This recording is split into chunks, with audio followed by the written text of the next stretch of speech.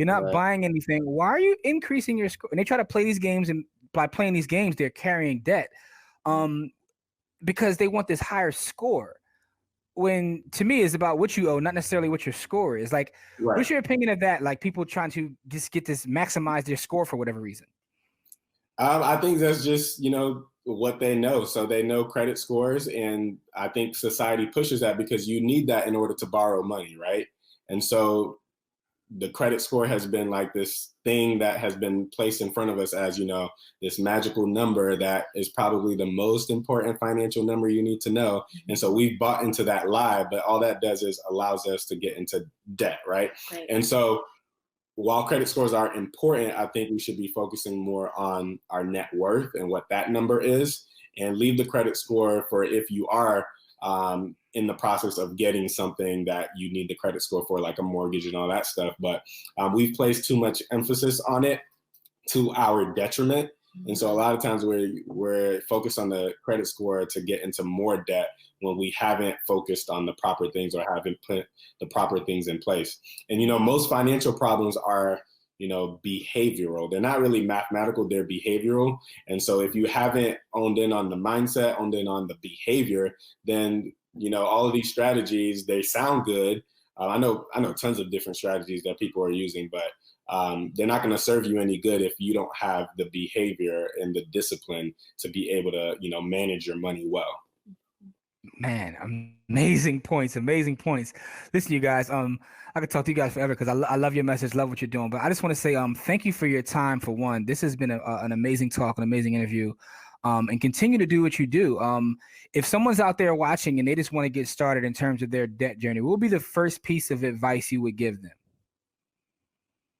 I would say the first piece of advice is to figure out your why. So instead of like focusing on money and budgeting and all this stuff, like figure out what your goal is and come up with a solid goal, solid motivation for you, because there's many times like on our journey where we lost motivation, where we did not want to continue. Like there's been a lot of tears that were shed. But the thing that kept us going is figuring out our why, and always looking at that to help us keep going and provide that motivation. So that would be, for me, what I would say. Yeah, and then mindset. Yeah, I would say just start. An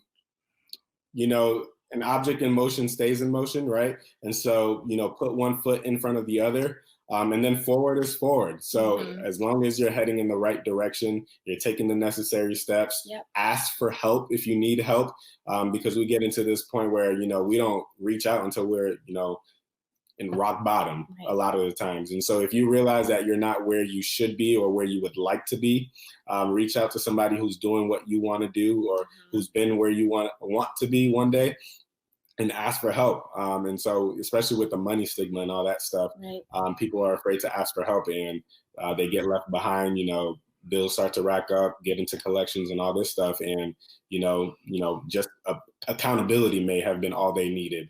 But because they were afraid to voice that, they didn't get the help that they needed. And so I would say, just start is one for me. And then, ask for help if you need it. Yeah. And I also want to say this too, is that so a lot of people do get really motivated by our story and the fact that we paid off so much debt in like 2.5 years.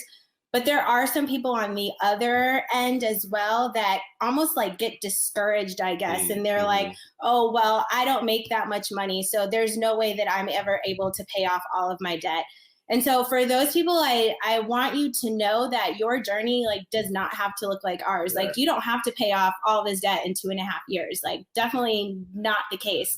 But for you, it's like really important to just start, like ask for help. Like Leo was saying, come up with a solid plan, come up with a solid budget. And no matter how long it takes you, like you can still do it. Like don't get discouraged and think that you have to, or that you don't make that much money, or that you can't pay off the debt in 2.5 years. Like don't get discouraged, just start the process. Yeah. And that's all mindset right there. So if the way that you speak to yourself and those negative thoughts, you automatically shut your brain down to opportunities.